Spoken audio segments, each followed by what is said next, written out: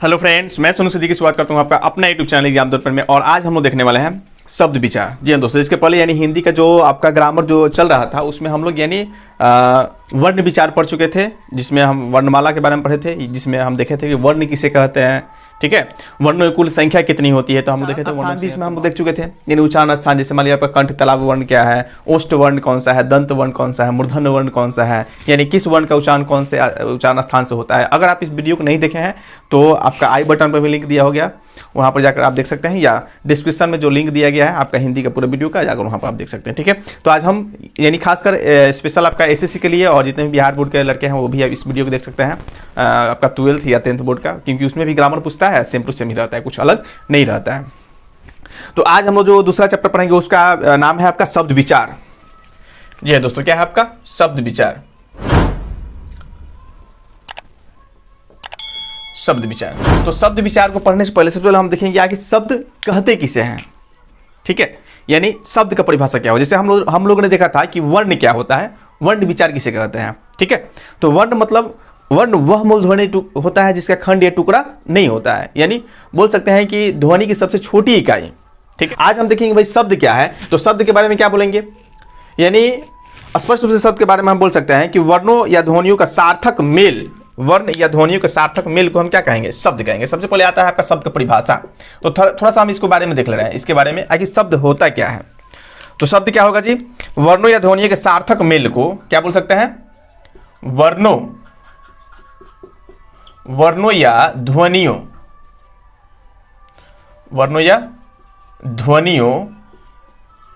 के सार्थक मेल को हम क्या कहेंगे, तो शब्द कहते हैं। अब वर्ण या ध्वनि के सार्थक मेल को, वर्ण बोलिए या ध्वनि बोलिए, हम लोग जानते करते हैं कि वर्ण क्या है, वह मूल ध्वनि है जिसका खंड या टुकड़ा नहीं किया सकते हैं। ठीक है, या ध्वनि की सबसे छोटी इकाई क्या कहलाती है, वर्ण कहलाती है। तो अब कह रहा है कि उसी वर्ण को जब हम जोड़ेंगे, ठीक है, और जोड़ने से जो विकार उत्पन्न होगा तो उसे हम क्या कहेंगे, शब्द कहेंगे। ठीक है, यानी वर्णों के सार्थक मेल को, अब जैसे सार्थक मेल हम बोल रहे हैं कि वर्ण का सार्थक मेल क्या हो, जैसे आपका मान लीजिए कि पटना हो गया, छपरा हो गया, ठीक है ना, मान लीजिए पटना हो गया, जैसे में हम देख सकते हैं, जैसे पटना, छपरा, कलम, ये सब क्या आ गया आपका, ये सब भी आपके शब्द कहलाएंगे। ठीक है, पटना हो गया, छपरा हो गया, कलम, बहुत सारे शब्द हो सकते हैं, ये सभी शब्द कहलाएंगे। अब ये कह रहा है कि वर्णों या ध्वनियों के सार्थक मेल को क्या कहते हैं, शब्द कहते हैं। ये हम शब्द कहते हैं, ये जब कह रहा है तो अब यहां पर देखें भाई सार्थक कैसे, जैसे पटना अगर हम बोल रहे हैं तो इसका कोई अर्थ निकल रहा है कि हाँ भाई पटना कोई स्थान है, किसी जगह का नाम है पटना। ठीक है, छपरा बोलने इसका मतलब ये है कि हाँ छपरा कोई स्थान है, इसका अर्थ कुछ निकल रहा है छपरा बोलने से। कलम बोलने से मालूम चल रहा है कि हाँ भाई कलम है, मार्कर बोलने से मालूम चल रहा है कि मार्कर है, पेन है, जो भी हो, मतलब इसका अर्थ निकल रहा हो। लेकिन अब इसी को हम अगर तोड़ दें, जैसे देखिएगा नापटन, क्या लिख सकते हैं, नापट। अब पटना को उलट दे, हम इधर उधर कर दे, नापट।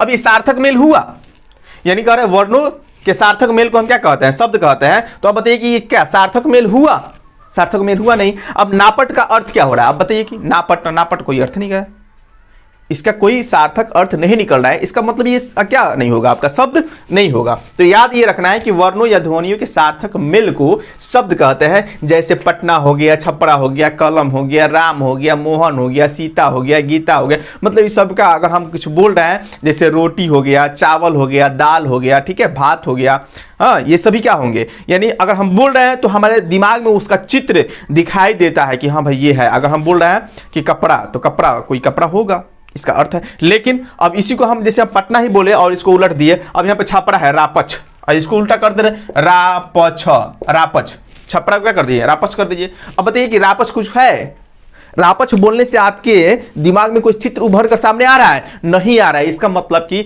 ये अगर वर्णों या ध्वनियों का जो मेल होगा, अगर वो सार्थक नहीं होगा तो इसे हम शब्द नहीं कहेंगे। ये शब्द होगा लेकिन ये शब्द नहीं होंगे, ये सभी शब्द होंगे लेकिन ये अभी आपके शब्द नहीं होंगे, क्योंकि क्या है आपके, इसका कोई सार्थक अर्थ नहीं निकल रहा है। ठीक है, इसका कोई अर्थ नहीं हो रहा है तो ये शब्द नहीं होंगे। बस ये आपको याद रखना है कि वर्ण या ध्वनियों के सार्थक मेल को क्या कहते हैं, शब्द कहते हैं। आगे हम देखेंगे एक होता है शब्द बाबू और दूसरा होता है पद। शब्द और पद में क्या अंतर होता है ये थोड़ा सा आप समझिएगा। अगला हम लोग देख रहे हैं शब्द तो हो गया, चलिए हम लोग शब्द समझ गए, ठीक है। शब्द एक होता है और एक होता है आपका पद, शब्द और पद।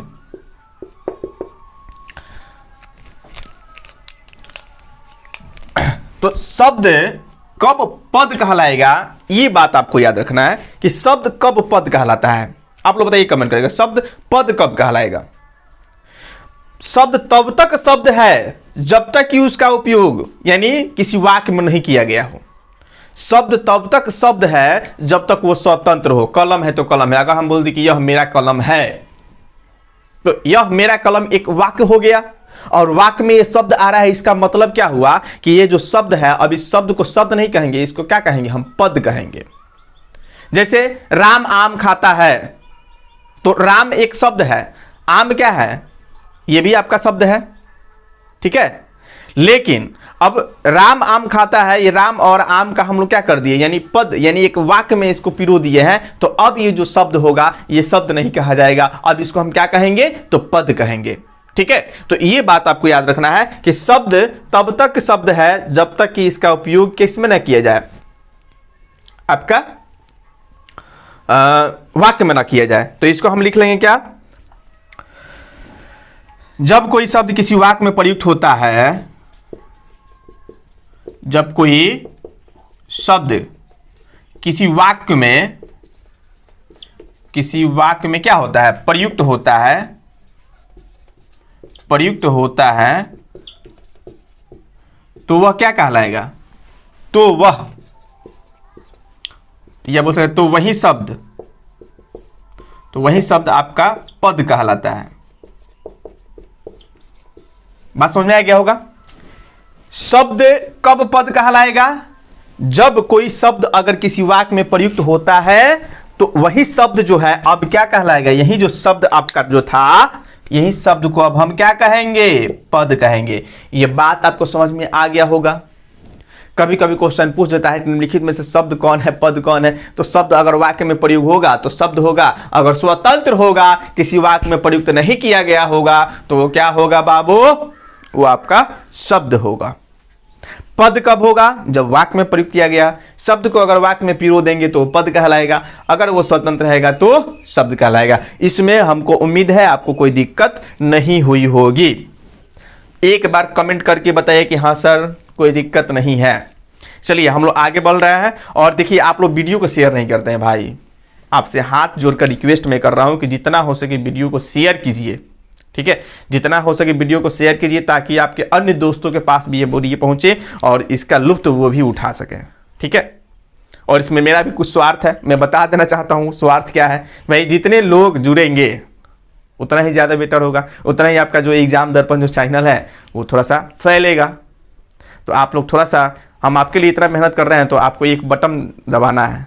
एक अगर सब्सक्राइब नहीं किए तो सब्सक्राइब कर लीजिएगा, लाइक नहीं किए तो कृपया लाइक कर दीजिएगा। आप लोग आते हैं जुड़ते हैं लेकिन लाइक बहुत कम करते हैं, ठीक है। तो वीडियो देख रहे हैं तो लाइक जरूर कर दीजिएगा, ठीक है। और शेयर तो करना आपको अति आवश्यक है भाई, शेयर कीजिए जरूर, ठीक है, ताकि उससे हौसला मिले। जितना ही ग्रो होगा, व्यू आएगा, उससे थोड़ा सा क्या होता है आदमी हौसला। अब कभी कभी हम डीमोटिवेट हो जाते हैं आपका, कभी कभी हम मतलब देखते हैं कि इतना मेहनत करने के बाद भी व्यू नहीं आता है तो थोड़ा सा मन में तकलीफ होता है, ठीक है। तो आप लोग थोड़ा सा हेल्प कीजिए। आप लोग अगर लग रहा है कि हाँ हम कुछ आपके लिए कर रहे हैं तो आपका भी थोड़ा सा फर्ज बनता है। हम तो ये आपसे पैसा रुपया कुछ नहीं मांग रहे हैं, ठीक है। आपको फ्री ऑफ कॉस्ट जितना भी जो भी सब्जेक्ट पढ़ाएंगे एकदम फ्री में पढ़ाएंगे। और ये कभी भी पैड वगैरह कोर्स का ये कभी झमेला नहीं होगा, ये मैं आपके वादा के साथ बोलता हूँ, ठीक है। तो चलिए यहाँ पर ये समझ गए होंगे आप लोग शब्द और पद क्या है। चलिए नेक्स्ट हम देख रहे हैं शब्दों के भेद, यानी शब्द को किन किन आधारों पे बांटा गया है, ठीक है ना। शब्द को किन किन आधारों पर बांटा गया है खास करके हम आपको देखेंगे इसमें से, यानी देखिएगा शब्द के भेद, यानी शब्दों को किन किन आधारों पे और कितने आधारों पर बांटा गया है। एक में हम देखेंगे आपके अर्थ के आधार पर, 1 2 3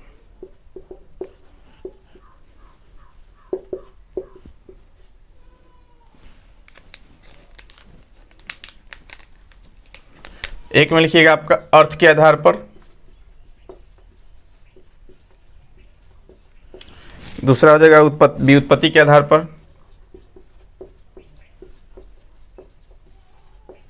व्युत्पत्ति के आधार पर, तीसरा लिखिएगा उत्पत्ति के आधार पर,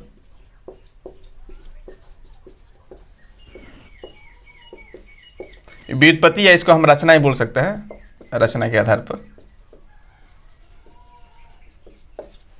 और चौथा हो जाएगा आपका रूपांतरण के आधार पर।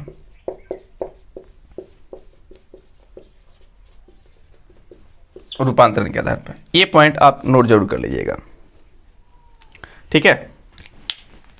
नेक्स्ट लिख लीजिए,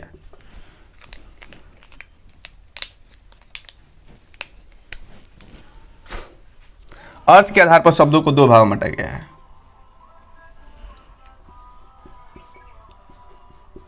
अर्थ के आधार पर शब्द को दो भागों में बांटा गया है, दो भागों में बांटा गया है। एक क्या हो जाएगा बताइए तो फटाफट। एक आपका हो जाएगा सार्थक शब्द और दूसरा हो जाएगा निरार्थक शब्द।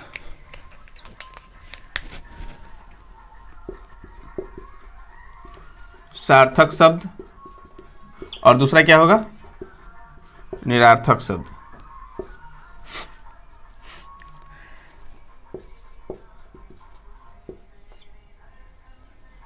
निरार्थक शब्द, ठीक है। पहले इसको आप नोट कर लीजिए एक बार। यानी हम क्या देखेंगे, यानी शब्द के भेद, यानी शब्दों को किन आधारों पर, किन किन आधारों पर बांटा गया है। तो सबसे पहले हम क्या देखेंगे भाई, यानी अर्थ के आधार पर शब्दों को बांटा गया है, ठीक है। दूसरा व्युत्पत्ति या रचना के आधार पर, तीसरा हो जाएगा आपका उत्पत्ति के आधार पर, चौथा हो जाएगा आपका रूपांतरण के आधार पर। तो इसमें पहला जो हम लोग पढ़ेंगे वो क्या होगा, आपका अर्थ के आधार पर। तो अर्थ के आधार पर भी शब्दों को दो भागों में बांटा गया है। एक आपका होता है सार्थक शब्द और एक होता है आपका निरार्थक शब्द, ठीक है। तो एक बार इसको नोट कर लीजिए आप लोग फटाफट, मिटा दें इसको। आज पूरा आप लोग शुरू से लेकर अंत तक जुड़ रहिए। पूरे आज शब्द विचार को हम क्या कर देंगे, खत्म कर देंगे, ताकि इसके बाद हम लोग संज्ञा यानी आपका संज्ञा वगैरह पढ़ेंगे, क्रिया विशेषण जो भी होगा अगले वीडियो में उसको देखा जाएगा। फिर हम लोग यानी समास संधि, यानी आपके एसएससी एग्जाम के पहले हम पूरे हिंदी ग्रामर को अच्छे तरीके से उसको समाप्त कर देंगे, ठीक है। तो अगला क्या था आपका,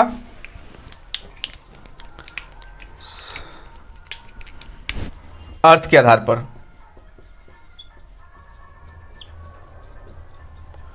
अर्थ के आधार पर, तो अर्थ के आधार पर हम लोग कितने भाग में बांटे थे, दो भागों में। एक क्या था आपका सार्थक शब्द, एक था सार्थक शब्द और दूसरा आपका था निरर्थक शब्द। निरर्थक शब्द। अब देखिए सार्थक शब्द किसे कहेंगे, निरर्थक शब्द किसे कहेंगे। अब देखिए सार्थक वे शब्द होते हैं जिनका कोई निश्चित अर्थ होता है। क्या हम बोलेंगे, सार्थक वे शब्द होते हैं जिससे क्या होता है, कोई निश्चित अर्थ होता है, ठीक है। अब जैसे हम लोग बोलते हैं चाय ओए, अभी थोड़ा सा चाय वो लाओ, थोड़ा रोटी वोटी लेकर आइए, तो रोटी तो सार्थक शब्द है। अच्छा बताइए यहाँ पे रोटी क्या हुआ, हम लोग बोलते हैं रोटी वोटी लेकर आइए, चाय ओए पानी ले आओ, थोड़ा पानी लेकर आओ, पीना है। तो पानी तो बोलते हैं हम लोग, लेकिन पानी के साथ ऊनी भी बोल देते हैं। तो पानी तो मान लीजिए सार्थक है, इसका कोई अर्थ निकल रहा है, लेकिन ऊनी का कोई अर्थ निकल रहा है। आप देख रहे हैं, जैसे हम यहाँ बोल रहे हैं कि रोटी ओटी, हम लोग बोलते हैं ना जी रोटी ओटी। अब रोटी ओटी तो रोटी तो हो गया सार्थक, लेकिन यही जो इसके साथवा में है क्या हो जाएगा, आपका निरर्थक शब्द हो जाएगा स्पष्ट रूप से।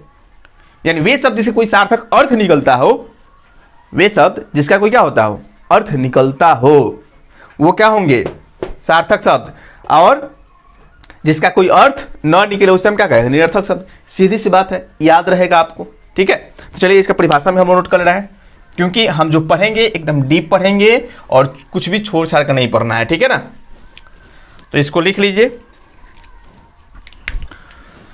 वे शब्द जिनका कोई निश्चित अर्थ होता हो, वे शब्द जिनका कोई निश्चित अर्थ होता हो, कोई निश्चित अर्थ होता हो, उसे क्या कहेंगे, उसे सार्थक शब्द कहते हैं। सार्थक शब्द कहते हैं। दूसरा क्या होगा, निरार्थक शब्द। तो वे शब्द जिसका कोई कोषगत अर्थ नहीं निकलता, वो स्पष्ट में बोल सकते हैं, वे शब्द जिसका कोई कोषगत अर्थ नहीं निकलता हो, अर्थ नहीं निकलता हो, उसे क्या कहेंगे हम लोग, निरार्थक शब्द। निरार्थक शब्द कहते हैं। स्पष्ट रूप से ये बात याद हो गया होगा कि सार्थक शब्द कौन है और निरार्थक शब्द कौन है। जैसे हम उदाहरण में लेकर कुछ पॉइंट आपको दिखा दे रहे हैं। यहां पर हम लोग बोल रहे थे, जैसे अब इसमें क्या था, जैसे रोटी हो गया, रोटी ओटी बोलते हैं, तो इसमें क्या हो गया, इसमें ओटी हो गया। इसमें जैसे में दोनों में हम अलग अलग कर देंगे, ठीक है। यहां पर जैसे लिख लीजिए, हमने क्या बोला, रोटी ओटी, तो रोटी क्या हो गया, रोटी हो गया सार्थक, लेकिन ओटी क्या हो गया, वो हो गया निरार्थक। दूसरा अगर हम बोलते हैं भात ओत, बोलते हैं ना जी, भात ओत लाओ, तो इसमें भात हो जाएगा, भात का अर्थ निकल रहा है, लेकिन भात ओत, ओत इसमें आ जाएगा, इसका कोई अर्थ नहीं निकलता है, भात ओत, ठीक है। हम लोग बोलते हैं पानी ओनी, बोलते हैं पानी ओनी, तो पानी आपका हो गया सार्थक, ओनी क्या हो गया, ओनी हो गया निरार्थक, ठीक है। हम लोग बोलते हैं चाय ओए, तो चाय क्या हो गया आपका सार्थक, और ओए हो गया आपका निरार्थक, चाय ओए, ओए क्या हो गया भाई, निरार्थक। तो आप लोग ये बेहतरीन तरीके से समझ चुके होंगे कि सार्थक शब्द किसे कहेंगे और निरार्थक शब्द। आप बताइए कि इसमें डिक्शनरी में, किसी भी डिक्शनरी में इस सब का वर्णन किया गया होता है, नहीं, यानी जिसका कोषगत कोई अर्थ नहीं हो वो क्या हो जाएगा, निरर्थक शब्द हो जाएंगे। और जिनका कोई निश्चित अर्थ हो, जिसका कोई निश्चित अर्थ होता हो, जिसको बोलने से आपको स्पष्ट रूप से उसका चित्र दिखाई दे रहा हो, कहीं अगर भात बोल रहे हैं तो भात दिखाई दे रहा है कि भात हाँ कुछ होता है, ठीक है। रोटी बोल रहा, हाँ भाई रोटी तो होता है, कुछ ना कुछ जरूर होता है, रोटी खाने जिसे हम खाते हैं उसको थोड़ा आप भूल सकते हैं, ठीक है। लेकिन रोटी को ओटी, ओटी बोल रहा है, ओटी क्या है, कुछ नहीं है भाई, पूरक शब्द है एक प्रकार का, ठीक है। या बोल सकते हैं कि आपका चाय ओए है, तो चाय ओए, चाय तो हो गया, चाय का अर्थ हम लोग पीते हैं तो समझ रहे हैं, लेकिन ओए क्या है, कुछ नहीं है, वो आपका उसका कोई अर्थ निकल रहा है, इसका मतलब कि कोषगत कोई अर्थ निकलता है, तो आपका क्या होगा, आपका निरर्थक शब्द हो जाएगा। और जिसका अर्थ निकलता है उसे क्या कहेंगे, हम सार्थक शब्द कहेंगे। तो ये आपको क्लियर हो गया होगा, कोई दिक्कत। उल्टा पुल्टा हम लोग बोलते हैं, उल्टा पुल्टा, चाय ओए, पानी ओनी, रोटी ओटी, गाना ओना, बोलते हैं ना हाथी घोड़ा, तो हाथी या घोड़ा दोनों का अर्थ निकलता है, ये दोनों सार्थक होगा। तो उसमें जो लास्ट में जो शब्द आ रहे हैं वो आपका क्या होगा, निरर्थक शब्द होगा, जैसे कि पानी ओनी, रोटी ओटी, चाय हो। तो चलिए इसका स्क्रीनशॉट एक बार ले लीजिए ताकि हम इसको मिटा दें। चलिए दूसरा हम देखेंगे, व्युत्पत्ति, रचना या बनावट के आधार पर। व्युत्पत्ति, रचना या बनावट के आधार पर, बनावट के आधार पर। तो देखिए व्युत्पत्ति, रचना या बनावट के आधार पर अगर हम देखें तो इसको कितने भाग में बांटेंगे, 3 भागों में बांट सकते हैं। इसको कितने भाग में बांटेंगे हम, 3 भागों में बांट देंगे। एक हो जाएगा रूढ़ शब्द, दूसरा होगा योग रूढ़, और तीसरा हो जाएगा आपका यौगिक। एक क्या होगा आपका रूढ़ शब्द, दूसरा हो जाएगा यौगिक शब्द, यौगिक शब्द, और तीसरा हो जाएगा आपका योग रूढ़, योग रूढ़, ठीक है। तो व्युत्पत्ति, रचना एवं बनावट के आधार पर यानी शब्दों को 3 भागों में बांटा गया है, ठीक है। पहला आपका रूढ़ शब्द है, दूसरा आपका यौगिक है, और तीसरा आपका योग रूढ़ शब्द है, ठीक है। इसमें कोई दिक्कत, यानी 3 भागों में बांटेंगे, रूढ़ शब्द, यौगिक शब्द और योग रूढ़ शब्द, ठीक है, योग रूढ़ शब्द। तो ये 3 प्रकार के आपके होते हैं, क्या बोल सकते हैं, व्युत्पत्ति के आधार पर, या रचना के आधार पर, या बनावट के आधार पर देखा जाए तो शब्दों के कितने भेद होंगे, तो 3 भेद होंगे, ठीक है। रूढ़ शब्द, यौगिक शब्द, योग रूढ़ शब्द। अब इसमें देखेंगे भाई रूढ़ शब्द किसे कहते हैं। जैसे हम लोग देखे थे आपका सार्थक और निरार्थक, तो वहां से क्वेश्चन पूछे जाते हैं हर हाल में, याद रखिए उसमें से एक क्वेश्चन आपको पूछा ही जाएगा कि निम्नलिखित में कौन सा शब्द सार्थक है या कौन सा शब्द निरार्थक है, ठीक है। तो सार्थक जिसका यानी क्या हो, सही में उसका अर्थ निकले, निरार्थक। और निरार्थक शब्द में ये भी याद रखना है कि निरार्थक जो शब्द आते हैं वो अकेला उसका उपयोग कहीं नहीं हो सकता है, वो कभी भी आएंगे तो सार्थक शब्द के पीछे ही लग रहेंगे, पीछे लघु होंगे, यानी सार्थक शब्द के साथ में रहते हैं। जैसे रोटी ओटी है तो रोटी के साथ में ओटी रहेगा। अब बोलते मैं रोटी खाता हूं तो हो जाएगा मैं ओटी खाता हूं, तो ये इसका कोई अर्थ निकला। अब यहाँ पर देखेंगे क्या, उसी प्रकार आपका जो व्युत्पत्ति रचना या बनावट के आधार पर है, इनके आधार पर हम शब्दों को 3 भाग बांट रहे हैं, रूढ़ शब्द, यौगिक शब्द और यौगरूढ़ शब्द। तो इसमें आपका पहला क्या होगा, रूढ़ शब्द। अब यहाँ पे देखेंगे रूढ़ शब्द जो है इसको अगर आप खंडित कीजिएगा ना, यानी रूढ़ शब्द जो होते हैं उसको अगर 2 भाग में बांटते हैं तो उसका कोई अर्थ नहीं निकलता है, वो निरर्थक हो जाते हैं। तो वैसे शब्द को हम क्या कहेंगे, रूढ़ शब्द कहेंगे।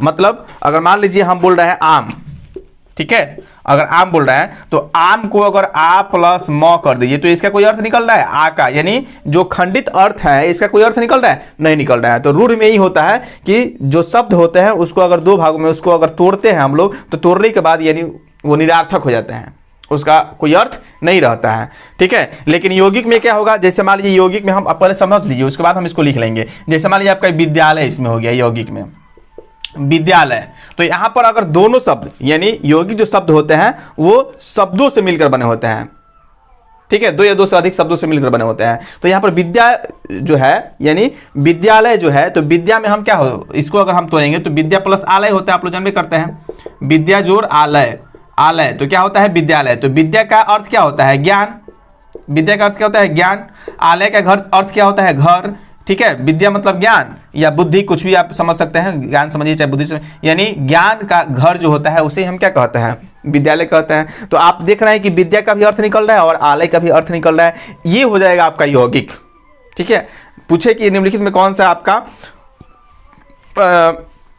यौगिक शब्द है, कौन सा आपका रूढ़ शब्द है, कौन सा आपका यौगिक, पूछ देगा कुछ भी क्वेश्चन हो सकता है कि निम्नलिखित में आपका यौगिक शब्द कौन है। तो इसमें देखना है कि अगर शब्द जो दिया है उसको तोड़ने के बाद उसका कोई दोनों शब्द जो है दोनों का कोई अर्थ निकल रहा है या नहीं निकल रहा है, निकलेगा तो यौगिक होगा, नहीं निकलेगा तो यौगिक नहीं होगा। तीसरा में हम जब देखें कि यौगरूढ़ शब्द कौन होते हैं, तो यौगरूढ़ में क्या होगा, ये अपने विशेष मतलब अपना समान अर्थ को छोड़कर यानी विशेष अर्थ को ग्रहण कर लेता है।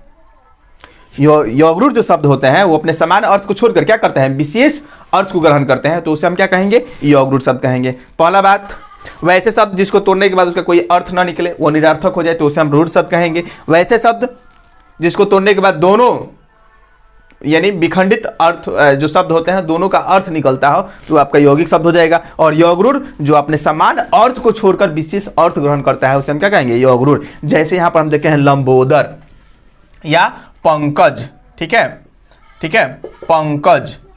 तो देखिए पंकज का अर्थ क्या होता है, ये अपने समान अर्थ को छोड़ दे रहा है, यानी पंकज मतलब कि कीचड़ में जन्म लेने वाला, किसमें, कीचड़ में जन्म लेने वाला या जो जन्मा हो, ठीक है। तो कीचड़ में जन्म कौन लेता है, आपका कमल, कमल खिलता है, ठीक है। उसी प्रकार लंबोदर, तो लंबा हो उदर जिसका, लंबोदर, तो लंबा हो उदर, तो आप देखिए लंबा हो उदर बोल रहे हैं ना, लंबा हो उदर, उदर मतलब होता है पेट, ठीक है, और लंबा, लंबा हो उदर जिसका, लंबोदर। तो स्पष्ट रूप से लंबोदर कौन दिखाई देता है, बताइए, गणेश जी। तो ये बोलने के बाद ही आपका स्पष्ट यानी ये अपने समान अर्थ को छोड़ दे रहा है और लंबोदर बोल रहे हैं, इसका डायरेक्ट यहां वीणा पाणी, ठीक है। तो वीणा धारण करने वाली कौन है, सरस्वती। तो ये अपने समान अर्थ को छोड़ क्या करता है, एक विशेष अर्थ को ग्रहण करता है, तो उसे हम क्या कहेंगे, यौगरूढ़ शब्द कहते हैं, ठीक है। उम्मीद है आप लोग समझ गए होंगे। तो चलिए एक बार इसको नोट भी कर लीजिए ताकि आपको आपका फेयर भी अच्छा हो जाए, नोट्स भी एक अच्छा तैयार हो जाए, ठीक है। तो उसके लिए हम लिखवाते हैं कि नोट्स आप अच्छे से तैयार कर सके। तो रूढ़ शब्द को क्या बोलेंगे, रूढ़ शब्द को हम डायरेक्ट बोल सकते हैं यानी जिन शब्दों के खंड किए जाने पर क्या लिखेंगे, जिन शब्दों के खंड किए जाने पर, खंड किए जाने पर, जिन शब्दों के खंड किए जाने पर कोई अर्थ ना निकले, ना निकले, उसे क्या कहते हैं, उसे रूढ़ शब्द कहते हैं, ठीक है। अब जैसे में आप नोट्स में अपने लिख लीजिएगा, जैसे यहां पर हम लिख सकते हैं क्या, जैसे मान लीजिए कि विद्या हो गया, 2-3 शब्द लिख सकते हैं, सागरे हो गया, कलम हो गया, ठीक है। अब इसको आप क्या कर दीजिए, तोड़ दीजिए, यहां पर लाकर इसको तोड़िए। तो विद्या को अगर तोड़िएगा, बी जोड़ द्या, यहाँ पर सागर को सा जोड़ गर, यहाँ पर कलम को क जोड़ लम। अब देखिए ये सभी जो हैं इसका कोई अर्थ नहीं निकल रहा है, और जब कोई अर्थ नहीं निकलेगा, कोई अर्थ नहीं निकल रहा है, नहीं निकलेगा, तो ये सभी क्या होंगे, निरर्थक हो जाएंगे, निरर्थक। ठीक है, ये पॉइंट आप जरूर नोट कर लीजिएगा। जिन शब्दों के खंड किए जाने पर कोई अर्थ न निकले उसे हम रूढ़ शब्द कहते हैं। ये बात आपको समझ में आ गई होगी। जैसे विद्या हो गया, सागर हो गया, कलम हो गया, ये सभी शब्द हैं, लेकिन इसको खंडित जब हम कर रहे हैं तो इसका कोई अर्थ नहीं निकल रहा है। इसका मतलब क्या है कि ये सभी क्या होंगे, ये सभी जो शब्द है ये रूढ़ शब्द हो जाएंगे। कोई दिक्कत? चलिए नेक्स्ट हम देख रहे हैं आपका यौगिक शब्द है। तो यौगिक को पहले इसको आप लोग नोट कर लीजिए, मिटा दे इसको। चलिए अब यहां पर देखिए, ये तो हो गया आपका रूढ़ शब्द। यौगिक का हमने क्या बताया था, इसमें जब तोड़ेंगे शब्दों के मेल से बने शब्द, क्या लिख सकते हैं, इस शब्दों के मेल से बने शब्द, शब्दों के मेल से बने शब्द जिनका प्रत्येक खंड, जिनका प्रत्येक खंड सार्थक हो, सार्थक हो, क्या कहलाएगा, यौगिक शब्द कहलाता है, यौगिक शब्द कहलाता है। कोई दिक्कत? यानी शब्दों के मेल से बने शब्द, ठीक है ना, जिनका प्रत्येक खंड जो होता है वो क्या होता है, सार्थक होता है, उसे हम क्या कहेंगे, आपका यौगिक शब्द कहेंगे। जैसे हम यहां पर देख सकते हैं, अभी हमने बताया था, लेकिन फिर भी आप इसको क्या कर लीजिए, नोट कर लीजिए अच्छे तरीके से। ठीक है, जैसे आपका हो जाएगा विद्यालय, ठीक है, आपका हो जाएगा इसमें राज रोग, राज रोग आदि कर दीजिए, दो ही। अब इसको किस तरह हम लोग लिखेंगे, जैसे विद्या तोड़ेंगे तो विद्या प्लस आलय, राजा राज रोग, राज प्लस रोग। अब देखिए सबका कुछ ना कुछ यहाँ पर क्या होगा, अर्थ निकलेगा। अब यहाँ पर देखिए विद्या जो है, तो विद्या का हमने क्या बताया था, विद्या मतलब ज्ञान, ठीक है, आलय मतलब घर। यहाँ पर देखिए राज मतलब राजा, और रोग मतलब रोग ही होता है, बीमारी, रोग मतलब बीमारी लिख दे रहा है। इसका अर्थ क्या हो रहा है, राजा से संबंधित बीमारी, यानी ज्ञान का घर। स्पष्ट है? दोनों क्या है, दोनों है आपके सार्थक। दोनों खंड जो है, विद्या का भी अर्थ निकल रहा है, आलय का भी अर्थ निकल रहा है। यहां पर देखिए राज का भी अर्थ निकल रहा है राजा, और रोग का भी अर्थ निकल रहा है बीमारी। तो दोनों जो खंड है, दोनों को तोड़ने के बाद इसका भी अर्थ निकल रहा है, इसका भी अर्थ निकल रहा है, ये भी अर्थ निकल रहा है, इसका भी, मैंने सभी क्या है यहाँ पर सार्थक है, इसलिए हम क्या कहेंगे, इसे यौगिक शब्द कहेंगे। वहीं जो तीसरा पॉइंट आता है आपका यौगरूढ़ रहता है, इसमें हम क्या लिखेंगे, इसमें लिख लीजिएगा वैसे शब्द, चाहे वे शब्द, वे शब्द जो अपने सामान्य अर्थ को छोड़कर, अर्थ को छोड़कर एक विशेष अर्थ ग्रहण कर लेते हैं, अर्थ ग्रहण कर लेते हैं। ठीक है, वे शब्द जो अपने समान अर्थ को छोड़कर एक विशेष अर्थ को ग्रहण कर लेते हैं, वो आपके क्या कहलाएंगे, यौगरूढ़ शब्द। जैसे में हम लोग ने क्या देखा था, जैसे हम लोग देखे थे लंबोदर, लंबोदर का अर्थ क्या होता है जी, लंबा उदर वाला, लंबा या बड़ा क्या उदर वाला, मतलब कौन, गणेश जी। गणेश जी, हम लंबोदर बोले, आप क्या बोलती डायरेक्ट, गणेश जी बोल दिए। हम क्या बोले, लंबोदर, आप बोले गणेश जी। तो बताइए कि लंबोदर और गणेश जी में कोई कॉम्बिनेशन है? नहीं है। हम लंबोदर बोल रहे हैं, आपके दिमाग में गणेश जी आ गए। तो ये अपने समान अर्थ को छोड़कर क्या कर रहा है, विशेष अर्थ ग्रहण कर रहा है। पंकज हम बोले, पंकज मतलब पाक में यानी कीचड़ में जन्म लेने वाला, कीचड़ में जन्मा। पंकज ज मतलब जन्म होता है, कीचड़ में जन्मा। अब कीचड़ में कौन जन्म लेता है, जैसे क्या हो जाएगा, पंकज माने कमल। तो हम पंकज बोल रहे हैं और आपके दिमाग में क्या बात आ गया, कमल आ गया। तो ये हो गया आपका, यानी विशेष अर्थ को ग्रहण कर रहा है, अपने समान अर्थ को छोड़कर क्या कर रहा है, इसमें विशेष अर्थ को ग्रहण कर रहा है। तो ये कभी क्या हो जाएंगे, आपके योगरूढ़ शब्द हो जाएंगे। तो इसमें उम्मीद करता हूं किसी को कोई दिक्कत नहीं होगी। ठीक है, चलिए नेक्स्ट हम लोग देखना है। ये तो हो गया व्युत्पत्ति, दूसरा आधार था, यानी व्युत्पत्ति या रचना या बनावट के आधार पर इसे कितने भागों में बांटा गया है, 3 भागों में बांटा गया है। कौन कौन, आपका एक था रूढ़ शब्द, दूसरा था यौगिक शब्द और तीसरा था योगरूढ़ शब्द। इसमें कोई किसी प्रकार की दिक्कत नहीं हुई होगी किसी को भी। चलिए आगे हम देख रहे हैं तीसरा जो आधार है उसके बारे में हम देखेंगे, उत्पत्ति के आधार पर।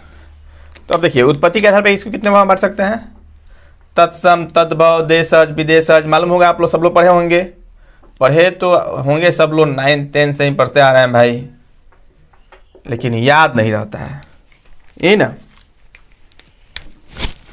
तत्सम, तत्सम, तद्भव, देशज, विदेशज, एक वर्ण संकर भी जोड़ दीजिएगा। तत्सम, तद्भव, देशज, विदेशज, वर्ण संकर। क्या क्या हो जाएगा, एक हो जाएगा तत्सम, तत्सम शब्द, दूसरा हो जाएगा देशज शब्द, देशज शब्द, सॉरी तत्सम, तद्भव, तद्भव शब्द, तीसरा होगा देशज शब्द, उसके बाद हो जाएगा विदेशज,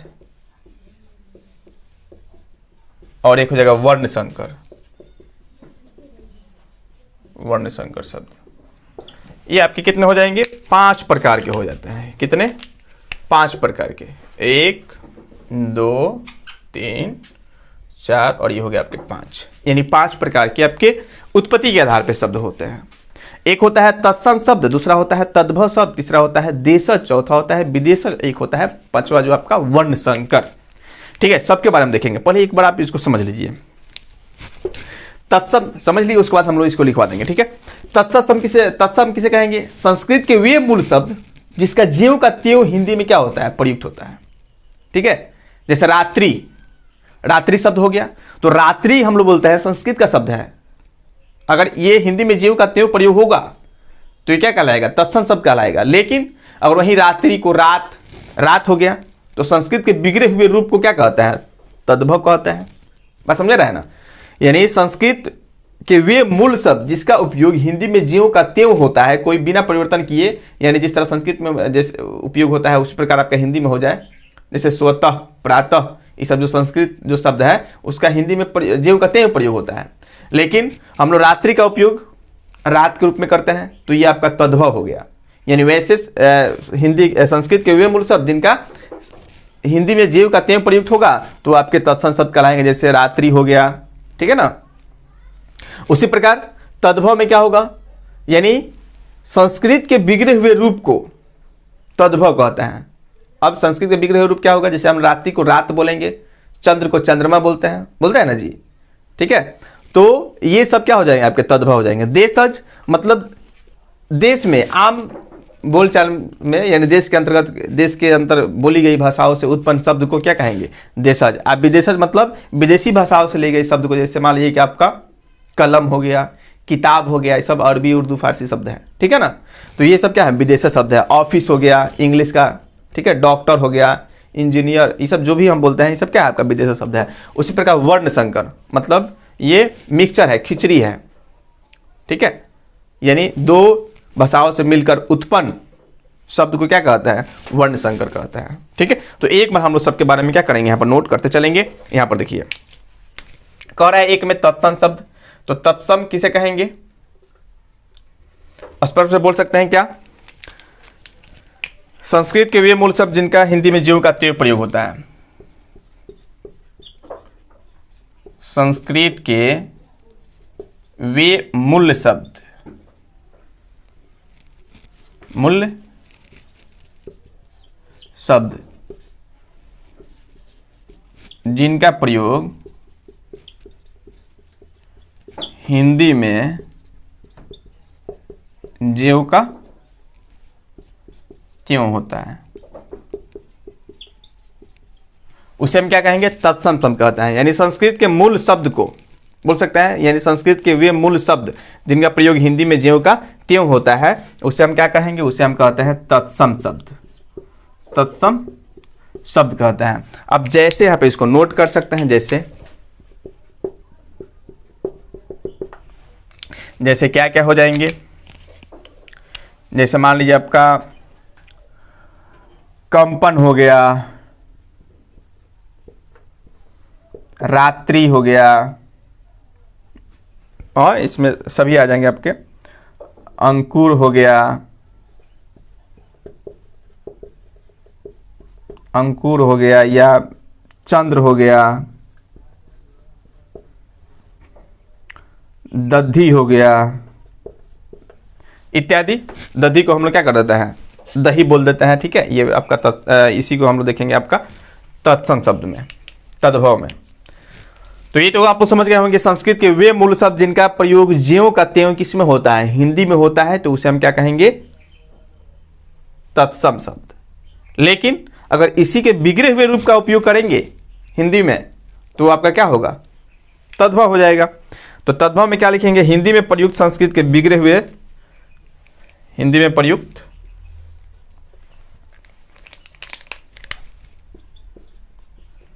हिंदी में प्रयुक्त संस्कृत के बिगड़े हुए रूप को क्या कहते हैं, तद्भव कहते हैं, तद्भव शब्द कहते हैं, ठीक है। अब एक तरफ हम देख लेंगे, दोनों को मिक्स करके देख लीजिए, एक तरफ तत्सम हो जाएगा और एक तरफ क्या हो जाएगा, तद्भव हो जाएगा। थोड़ा सा इसको नोट भी कर लीजिएगा आप लोग, काम करेगा। जैसे मान लीजिए आपका चंद्र हो गया, इधर हम तत्सम लिख दे रहे हैं, इधर हो जाएगा तत्सम, इधर हो जाएगा तद्भव शब्द। थोड़ा सा पहचानिएगा आप लोग। जैसे अग्नि, इसमें हो जाएगा चंद्र, इसमें हो जाएगा आपका संस्कृत। जैसे तंतु या दधि कर दीजिए, दधि, पंख, ठीक है, ओष्ठ, दिखाई दे रहा है ना, कर्पूर, कर्पूर, कर्पूर, और हो जाएगा आपका खरजूर। ये मान लीजिए आपके कुछ क्या है, आपके तत्सम शब्द है, और इसी का बिगड़ा हुआ रूप क्या कहलाता है आपका, है तो बहुत सारे शब्द, लेकिन इतना लिखिए काफी है। अब अग्नि को हम, इसी का अग्नि का बिगड़ा रूप क्या कहलाता है, आग, हम लोग जो उपयोग करते हैं। चंद्र को क्या बोलते हैं, चंद्रमा। दधि, दधि को क्या बोलते हैं, दही। पंख को क्या बोलते हैं, पंखा। उसके बाद ओष्ठ को क्या बोलते हैं, ओठ। कर्पूर को क्या बोलते हैं, जबकि कर्पूर है इसको बोलते हैं कपूर। खरजूर को बोलते हैं खजूर। ये सभी जो है आपके यानी तत्सम से ही निकले हुए हैं। ये आपका सभी का सभी तत्सम शब्द हो जाएगा, और इसी का बिगड़ा हुआ रूप इधर देखिए आपका, ये क्या हो जाएगा, आपका तद्भव शब्द हो जाएगा। कोई दिक्कत? अग्नि है, आग हो गया। चंद्र है, चंद्रमा हो गया। दधी है, दही हो गया। पंख है, पंखा हो गया। ओष्ठ है, ओठ हो गया। कर्पूर है, कपूर हो गया। खरजूर है, यहाँ पर खजूर हो गया। कोई दिक्कत? चलिए, तो ये आप समझ गए होंगे तत्सम शब्द क्या है और तद्भव शब्द क्या है। नेक्स्ट आपका है आपका देशज और विदेशज। तो देशज अपने ही देश की बोलचाल से आए या उत्पन्न शब्द को क्या कहेंगे? देशज। यहां पर समझिएगा, अपने ही देश के बोलचाल से उत्पन्न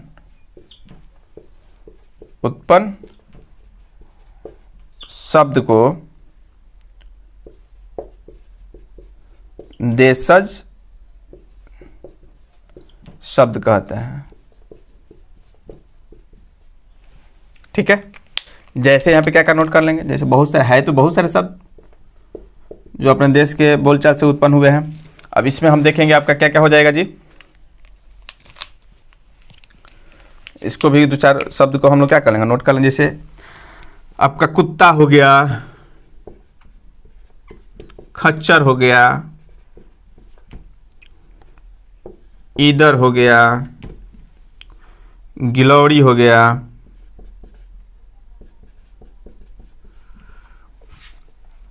कबड्डी हो गया, अंगूर हो गया,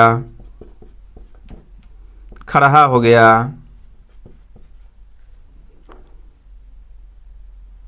खरहरा, गलगल,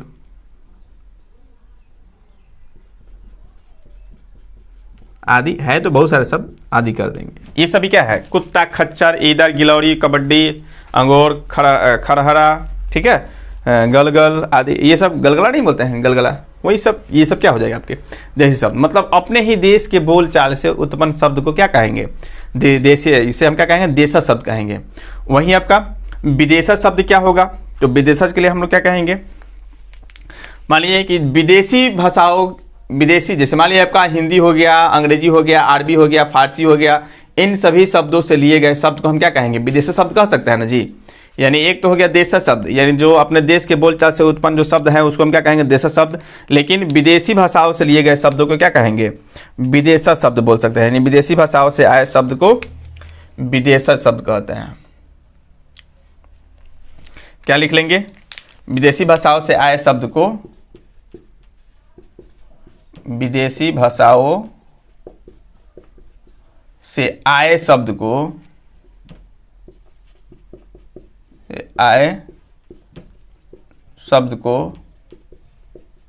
विदेशज शब्द कहते हैं। कोई दिक्कत? जैसे अब इसमें क्या हो जाएगा? इसमें तो बहुत सारा है, अंग्रेजी का, अरबी का, फारसी का, जो भी हो।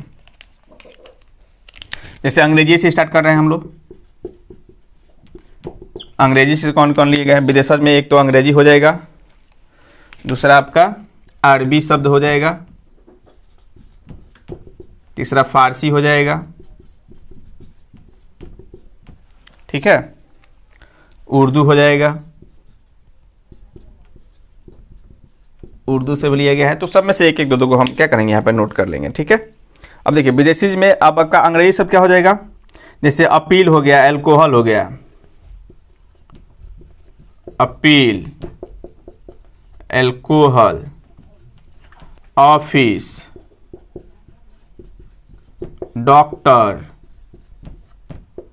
ठीक है, ये आदि हो जाएंगे। अरबी में क्या होंगे? जैसे अक्ल, अजनबी, अजब, अक्ल, अजनबी, अजब, है बहुत सारे शब्द, लेकिन अब कितना हम लिखेंगे यहाँ पर, ठीक है। तबदला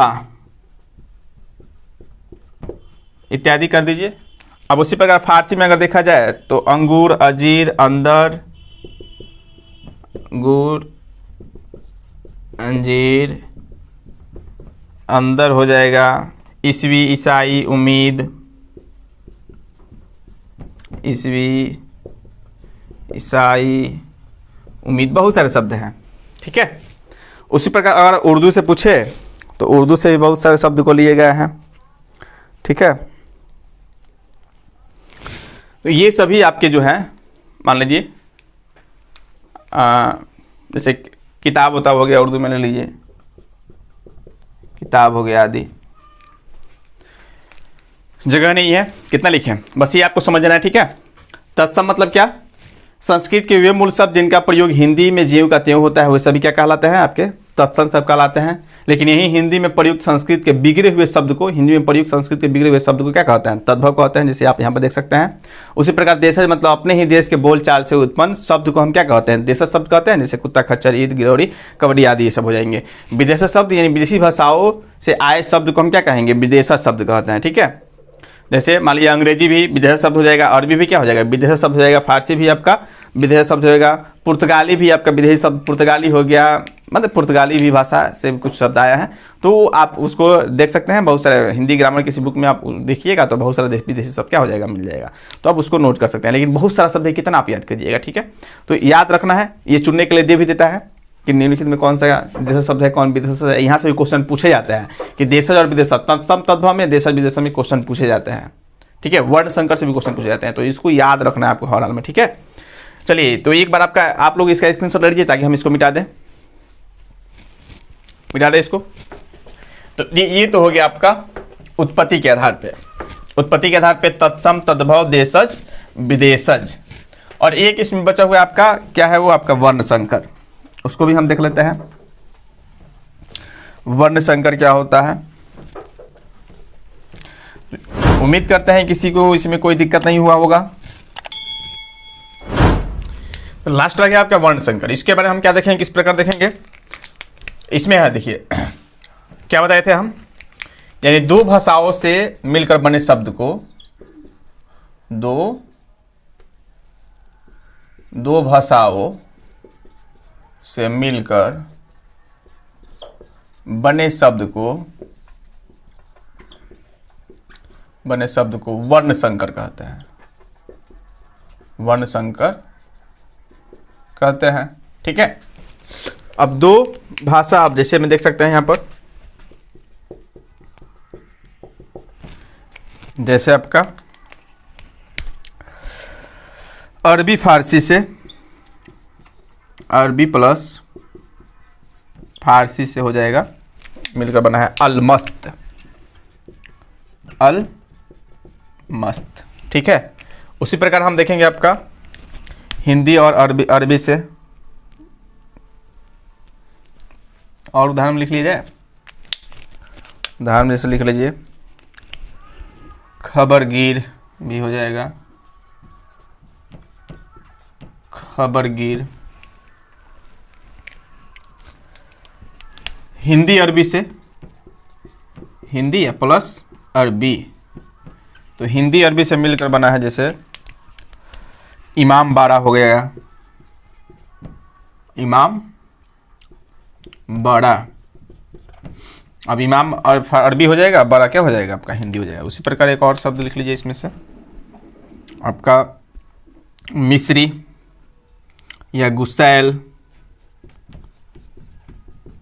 गुसैल हो जाएगा, मिस्री हो जाएगा, बहुत सारा शब्द है आपका। एक देख लीजिए हिंदी प्लस फारसी, हिंदी फारसी से। अब हिंदी फारसी से कौन कौन शब्द बने हैं, जैसे आवारापन, आवारापन। ठीक है, और एक में इसमें उदाहरण में ले लीजिए आपका धोखेबाज, धोखेबाज। ये सब आपके हिंदी प्लस फारसी, मतलब ये वर्ण संकर सभी शब्द हैं। और एक देख सकते हैं आपका हिंदी प्लस अंग्रेजी, हिंदी प्लस आपका अंग्रेजी। तो हिंदी अंग्रेजी से कौन कौन शब्द मिलकर बने होंगे, जैसे जेल यात्रा, आप लोग देखबे किए हैं, जेल यात्रा। ठीक है, टिकट घर, टिकट घर, पॉकेट मार, रेलगाड़ी, रेलगाड़ी भी हो जाएगा, पॉकेट मार भी हो जाएगा, पॉकेट मार पूछता है पॉकेट मार कौन सा शब्द है। तो ये आपके वर्ण संकर मतलब दो भाषाओं से मिलकर बनाया। अब इसमें देख सकते हैं रेल, ठीक है, और गाड़ी, जेल, यात्रा, यात्रा हिंदी, जेल आपका अंग्रेजी, टिकट जो हो जाएगा अंग्रेजी, घर हो जाएगा हिंदी। उसी प्रकार ये मतलब दो, ये सभी को हम क्या बोलेंगे, वर्ण संकर बोलेंगे, ठीक है, कोई दिक्कत। दो भाषाओं से मिलकर बने शब्दों को, दो भाषाओं से मिलकर बने शब्दों को हम क्या कहते हैं, वर्ण संकर कहते हैं। जैसे अरबी और फारसी से मिलकर बना है अलमस्त, खबरगीर, ठीक है। हिंदी और अरबी से मिलकर बना है इमामबाड़ा, गुसैल, ये सब हो जाएंगे। हिंदी फारसी से आपका आवारापन, धोखेबाज, ठीक है। हिंदी अंग्रेजी से जेल, यात्रा, टिकट, घर, रेलगाड़ी, पॉकेट मार, ये सब क्या हो जाएंगे आपके, सभी आपके वर्ण संकर शब्द कहलाते हैं, ठीक है। तो इसमें यानी आपका उत्पत्ति के आधार पर हम लोग जो देख लिए, यानी 5 प्रकार, 5 प्रकार में किसी कोई दिक्कत नहीं होना चाहिए। तत्सम, तद्भव, देशज, विदेशज और आपका वर्ण संकर, ठीक है। तो रूपांतरण के आधार पर हम देख सकते हैं, एक होता है विकारी, दूसरा होता है अविकारी। रूपांतरण के आधार पर, तो रूपांतरण के आधार पर शब्द कितने भेद, 2 भेद, ठीक है। एक में हम क्या देखेंगे, एक में हम देखेंगे विकारी शब्द, दूसरा हो जाएगा अविकारी शब्द। विकारी शब्द और दूसरा क्या होगा, अविकारी शब्द। अविकारी शब्द, विकारी शब्द किसे कहेंगे, जो शब्द लिंग, वचन, पुरुष और कारक के अनुसार अपने रूप में बदलाव लाते हैं। क्या बोल सकते हैं कि जो शब्द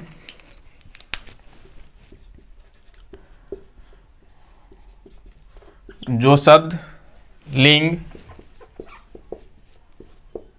वचन, लिंग, वचन, पुरुष, कारक, लिंग, वचन, पुरुष, कारक के अनुसार अपने रूप में बदलाव लाते हैं। जो शब्द लिंग, वचन, पुरुष, कारक के अनुसार अपने रूप में बदलाव लाते हैं, उसे क्या कहेंगे, विकारी शब्द।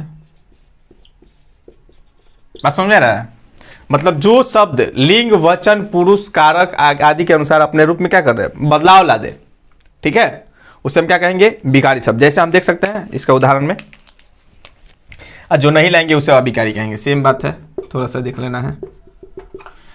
अब जैसे में क्या हो जाएगा जैसे संज्ञा,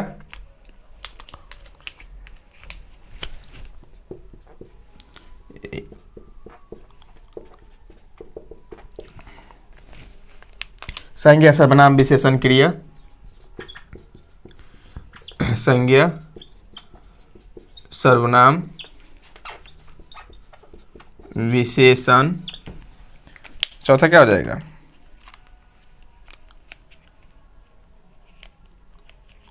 ऐसे शब्द भेद लिख लीजिए यहाँ पर। विकारी शब्द कहते हैं, विकारी शब्द कहते हैं ऐसे शब्द भेद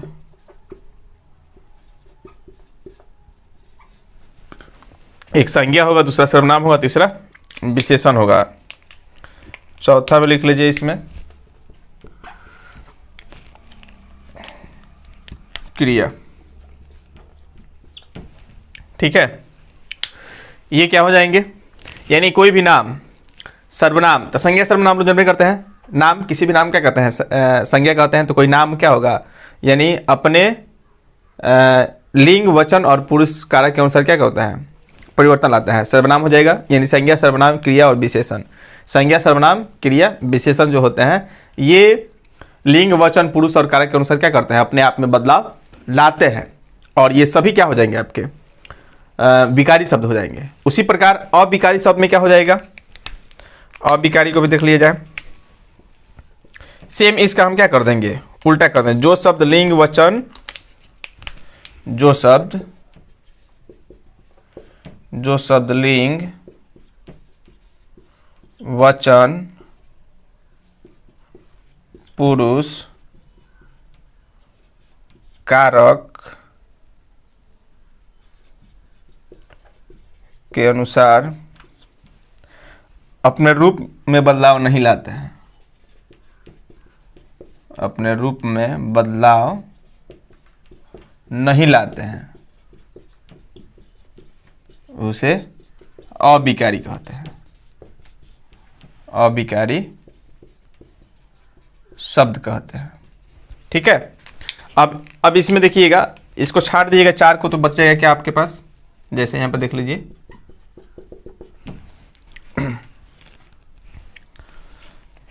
जैसे आपका हो जाएगा क्रिया विशेषण, क्रिया विशेषण एक में, 2 में हो जाएगा आपका संबंध बोधक, संबंध बोधक, 1 में क्रिया विशेषण, 2 में संबंध बोधक, तीसरा लिखिएगा समुच्चय बोधक, समुच्चय बोधक, और चौथा है विस्मयादि बोधक, विस्मयादि बोधक। ठीक है, विकारी शब्द क्या याद रखना है कि जो शब्द अपने लिंग वचन पुरुष कारक के अनुसार अपने रूप में बदलाव लाते हैं उसे हम क्या कहेंगे, विकारी शब्द। जैसे संज्ञा हो गया, सर्वनाम हो गया, क्रिया हो गया और विशेषण हो गया, ये बदलाव लाते रहते हैं। ठीक है, और जो शब्द लिंग वचन पुरुष कारक के अनुसार अपने रूप में बदलाव नहीं लाते हैं उसे हम क्या कहेंगे, अविकारी शब्द कहेंगे। जैसे आपका क्रिया विशेषण हो गया, संबंध बोधक हो गया, समुच्चय बोधक हो गया और विस्मयादि बोधक हो गया। ठीक है, तो ये आज जो आपका शब्द विचार था, जो हम लोग क्या पढ़ रहे थे आज, जो शब्द विचार जो चैप्टर है, ये पूरा चैप्टर क्या हो गया, एक ही वीडियो में ये पूरा आपका समाप्त हो गया। अब इससे संबंधित यानी अगले वीडियो में हम क्वेश्चन लेकर आएंगे और उसको हम लोग सॉल्व करेंगे। ठीक है, उम्मीद करता हूँ वीडियो आपको काफी अच्छी लगी होगी। अगर अच्छी लगी है तो जितना हो सके उतना इस वीडियो को लाइक कीजिए, शेयर कीजिए और हमारे चैनल को सब्सक्राइब कीजिए। फिर मिलते हैं अगले वीडियो में, तब तक के लिए धन्यवाद। जय हिंद दोस्तों।